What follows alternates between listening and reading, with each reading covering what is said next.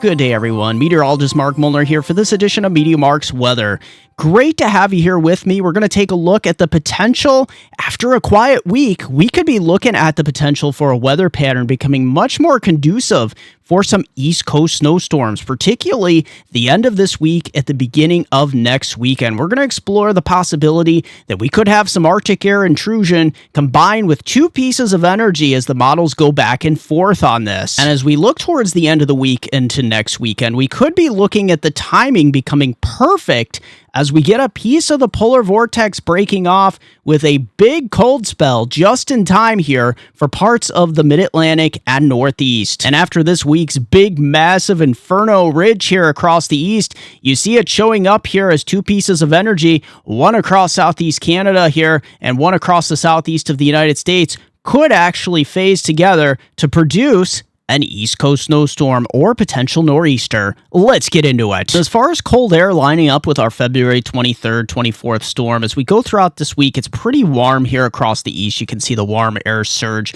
But watch this. Look at this over across eastern Canada. This is what we're going to watch for here. Maybe a piece of the polar vortex breaking off here with some Arctic blast heading south. And just enough could get entrained in here to give us, if any moisture is thrown into this cold air to the north, may actually fall in the form of snow. So starting off here with the GFS, and then we'll transition over to the Euro and the HRRR future radar. Let's take a look. That storm across Florida will be exiting. So as we head throughout the first part of the week here, look at out west though. This is where we'll see some blockbuster storms moving in. But for the east, this is going to be a very non-eventful week. Most of these coastals will stay off the coast. You can see we got a little bit of a Colorado low trying to form here.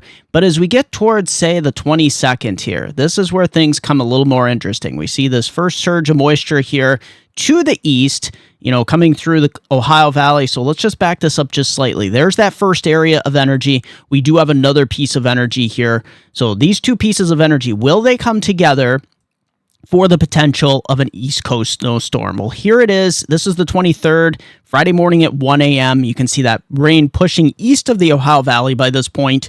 So, yeah, are we going to see that potential here? So this run is a little bit warmer and further to the north. You can see the low pressure closing off around New Jersey here, 996 millibars. This is 10 a.m. on Friday morning itself. So you start to see the colder air filter in. This does not look overly impressive. Previous runs were much more impressive. But look at this. This is 994 millibars.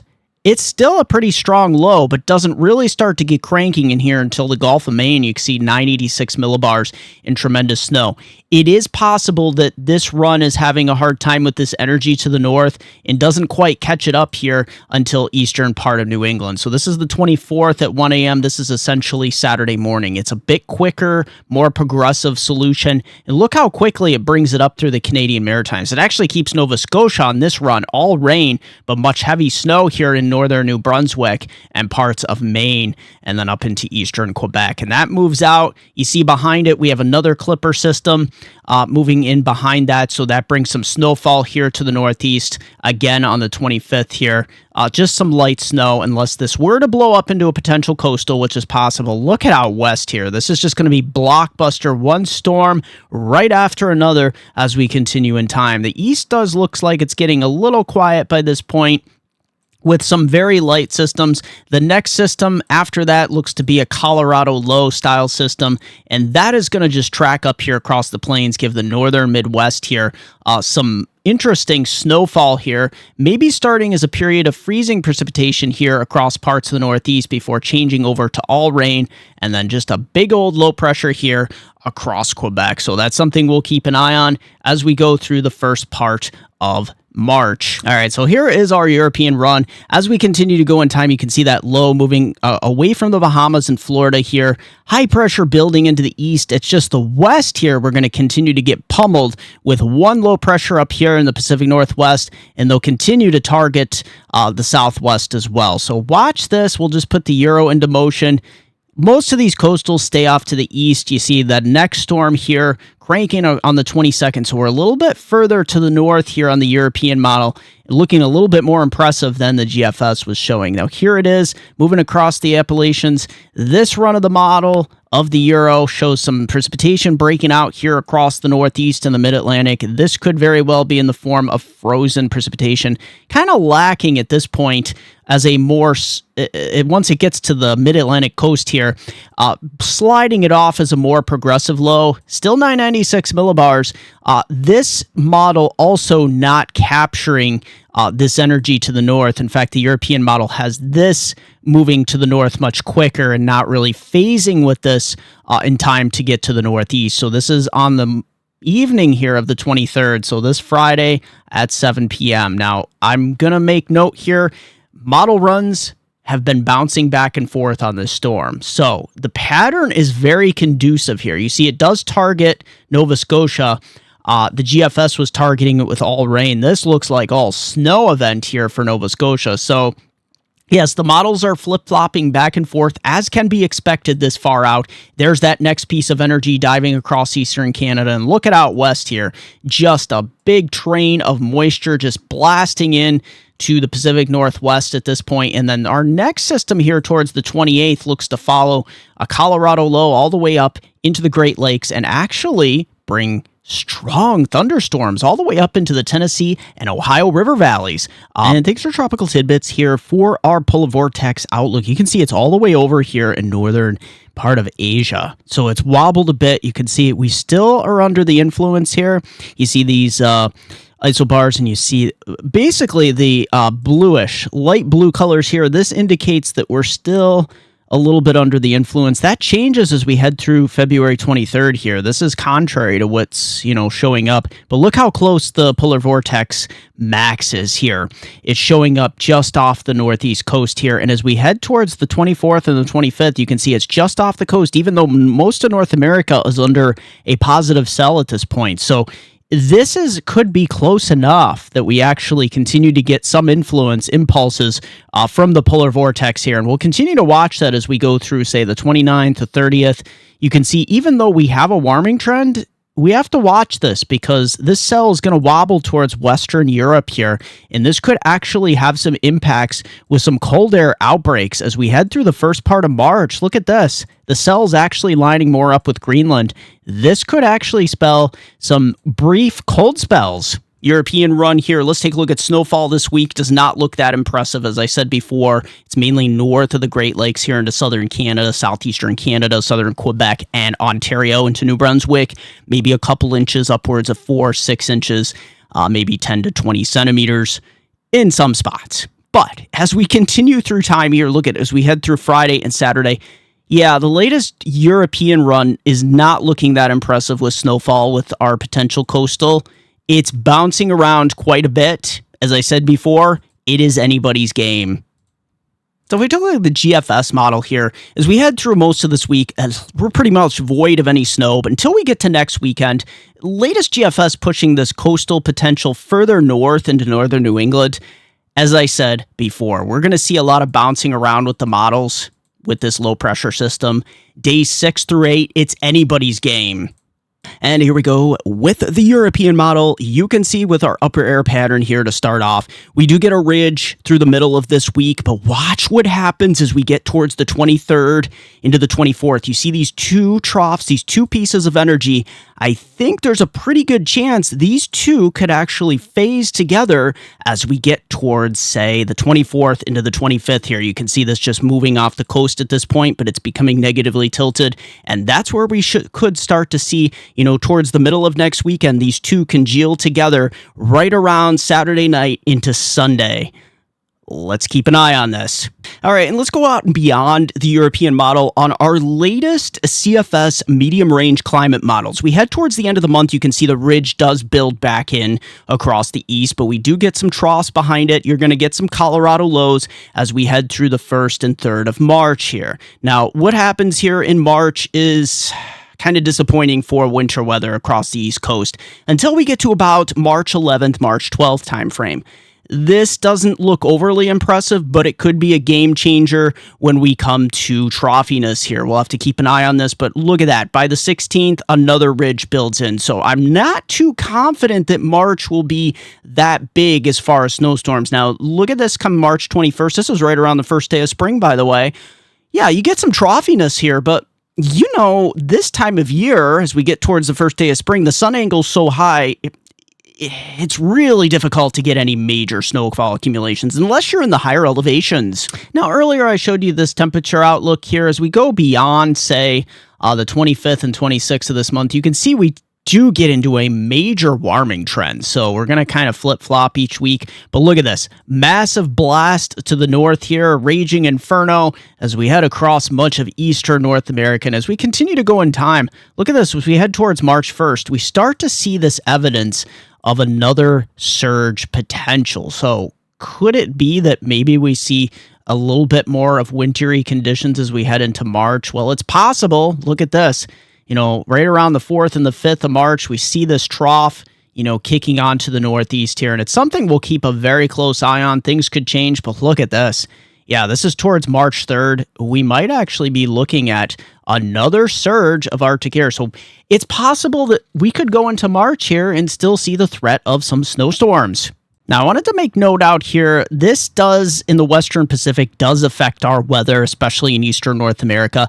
I wanted to put this into motion because we're going to see a series of big storms here just south of Japan. Watch this as we go in time through the end of February. Look at this massive storm, a 979 millibar low just east of Japan. This kind of activity, these bombing systems, look at this. This is really intense. These kind of systems can really affect the weather patterns here in especially Eastern North America with a lot of storminess and troughiness. So this is something we have to keep an eye on as we head into the first part of March. Liquid precipitation amounts here on our European model. It's mostly across Florida, at least through the first part of this week, and California and Oregon here. We got a little bit of maybe some residual moisture up here in parts of southern Ontario and Quebec, northern New York, northern New England, but that's not really much to write home about now, is it? Now, look, as we get towards the end of the week, we're going to have to watch. This is mostly in the form of rain showers here. Looking across parts of the Ohio Valley, we could be getting upwards of an inch to an inch and a half here across much of the Ohio Valley region and about a half an inch here into the middle Atlantic. Look at out west here, especially northern and central California. That is where we're going to see a lot of rainfall, of course, continuing here across mid and southern Florida as well. And as we continue on through next weekend, you can see this version of the European model kind of taking some of this a little bit further out to sea, but this is a wild card at this point because we're still at days 6 and 7. A lot can change. The pattern is conducive for an East Coast storm, so we'll keep an eye on that. Now, let's take a look at our GFS liquid precipitation here. We get towards late week. There it is in the Ohio Valley, a little bit further to the north than the European model, up to an inch there around Cleveland and Erie. That's all liquid. And look at that. As we get towards Saturday and Sunday next weekend, GFS spinning this massive area of low pressure way up here into New England.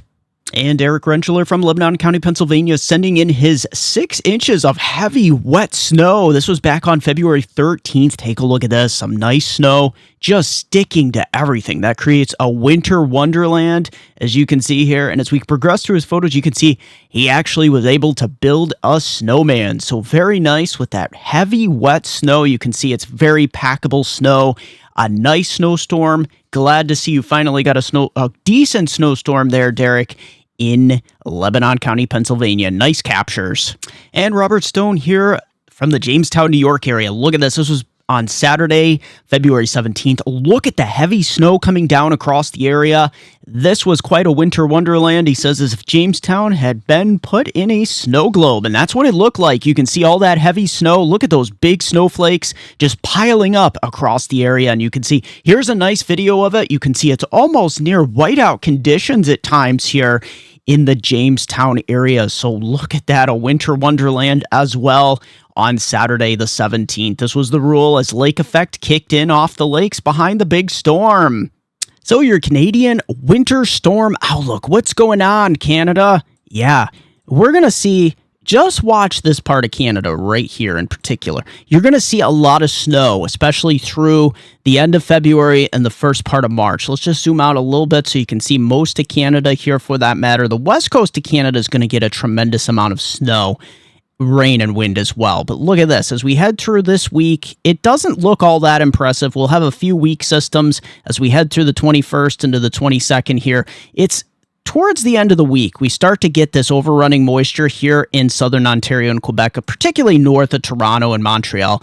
That is where we're going to see the most significant risk all the way into New Brunswick as well, with this potential coastal this weekend that really gets cranking across New Brunswick and eastern Quebec. Now, another system, a clipper-type system here across southern Ontario and Quebec as we head through early next week. Look at that. That gets going as a coastal across New Brunswick and Nova Scotia and Newfoundland as well. We're also going to see a tremendous amount of mountain snow here out in Western Canada. Now, let's just zoom out just a little bit here. You can see most of Canada and what is going on. So, as we continue through the end of the month here, what's going to happen here is a lot of these systems across the United States are going to make their way into southern Ontario and Quebec. And this one towards the end of the month, that is actually going to happen towards the 29th. And then as we head through March 1st here, it gets cranking as some generalized snowfall here. So the trend is much snowier and colder here across southeast Canada. And for your Canadian snowfall outlook here, most of it is going to actually be in southeast Canada. Of course, the west coast of Canada, that is a given.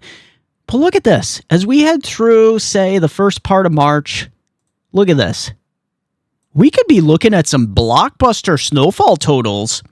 The west coast and then southeast Canada as well. These two areas definitely want to keep an eye on as we go through. We could see, wow, look at this. Anywhere from 30 to as much as 50 centimeters of additional snowfall here through the first week of March. So if you're north of Toronto, Montreal area, yeah, you could be looking over towards New Brunswick, Quebec, Ontario region.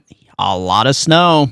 So if we take a look at the Caribbean here, I don't want to leave all of you out from Central America to the Caribbean islands. You can see we're going to have that tail end of the frontal boundary as we head into Monday. You see some showers continuing here across the Cayman Islands, and then eventually here from Nicaragua all the way up to the Cayman Islands here, and eventually Haiti and the Dominican Republic. Look at through the Bahamas too. We have that pushing through some moisture as we head throughout Tuesday here. You see towards the Turks and Caicos here, some showers and thunderstorm potential, and that moving towards Puerto Rico and eventually the Northern Lesser Antilles and the Virgin Islands here as we head through the middle of the week, especially towards Wednesday. Now look at the clearing that goes on here from Central America all the way to Jamaica. It is looking like a really nice end of week here. And look at that. For much of the Caribbean here, it is actually looking really nice. Now, look at there in the northern Bahamas as we head towards next weekend. Look what's happening.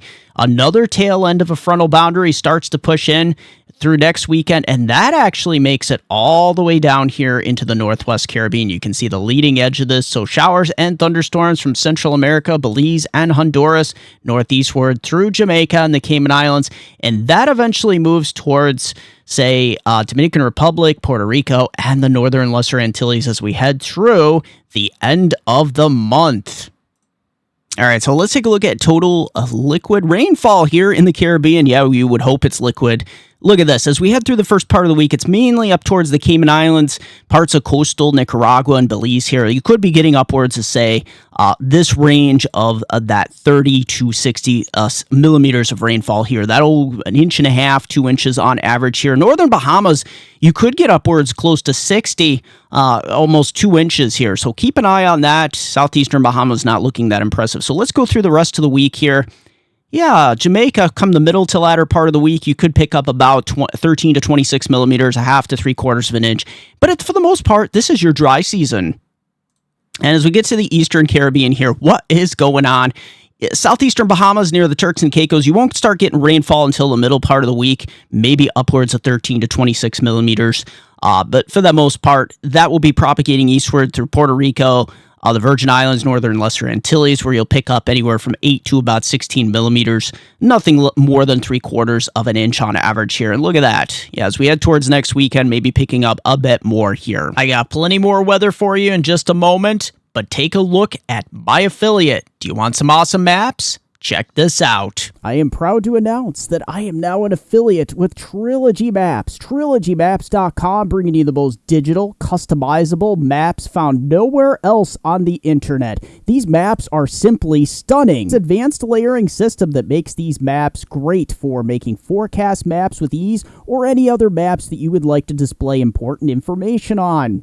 The resolution on these maps is simply amazing. From the detail of everything here in the States, and you can also create stunning, digital, professional layered maps from also across the entire world. And don't forget, in checkout, the discount code option, use my code, MeteoMark, hit apply, and you will get 20% off your order. So if you want the most professional, customizable, and affordable weather maps found nowhere else on the internet, look no further than TrilogyMaps.com. Link in the description down below along with your discount code. All right, our temperature outlook. Let's see what's going on for your Monday. This is where the cold air is camping out here in northern New England, northern New York State, and that is going to continue through at least the first part of the week. Look at this big warmth, though, building across Texas, 70s, as well as southern Florida here throughout mid-60s. And look at this, as we get towards the 20th of Tuesday, what is going on? 70s surging all the way up to Kansas here. This is crazy. And look at even the Ohio Valley's getting into the mid to upper 40s. We're eroding that cold air, so we pretty much have no cold air by the middle part of the week. What is going on here? This major furnace inferno ridge here. Mid to upper 80s here across western Texas?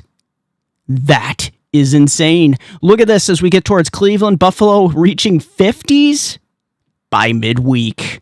And as we get towards Thursday here, what is going on? We start to see some evidence of some colder air, if you can really call it that. 80s spreading across much of southeastern and southern, south central Texas here. 50s across the Ohio Valley into parts of the mid-Atlantic here, 40s into New England. So we're really void of any major winter storms this week. We do start to see a pivot of colder air, if you can really call it that, by about the time of Friday here, February 23rd.